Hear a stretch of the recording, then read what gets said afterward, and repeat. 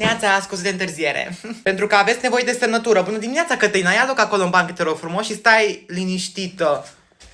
Bă, copchilă, tu ce porți în picioare? Tu ești cretină la cap? Oh my god, mă bucur că m-ați întrebat în sfârșit. Deci după cum puteți vedea aici, am o pereche de șlap de ultimă generație. Este de la Louis Vuitton, făcută din blană de cimpanzeu polar. Și asta este, nu știu, încă n-am citit materialul, dar știu că este foarte scump, gen. Da, uitați-vă, uitați aici, sărăcuților. Măi, dar te-am întrebat cu ce ai venit, nu ți-e rușine, nu din ce ai făcut. Ți-am spus să nu mai vin haine din astea scumpe, Cătina, că nu toată lumea își permite. Te rog frumos, deja ești nesimțită, mă, fată. Toate ca toate, doamna, dar nu spuneți nimica că Cătălina a venit în șlapi la școală, adică este foarte impresiv. Asta este o improvizație, Cătălina. Ah, da. Bă, copil, ești normală? Cum vin șlapi la școală? Doamna, dar nu sunt șlapi, adică pe etichete scria papuci scumpi, deci poate să aibă, e model de șlapi, dar teoretic sunt papuci. Știți ce zic? De capul meu, când o să munciți pe banii voștri, nu o să vă mai cumpărați nimic, eu vin cu o pereche de papuci de 30 de ani încoace.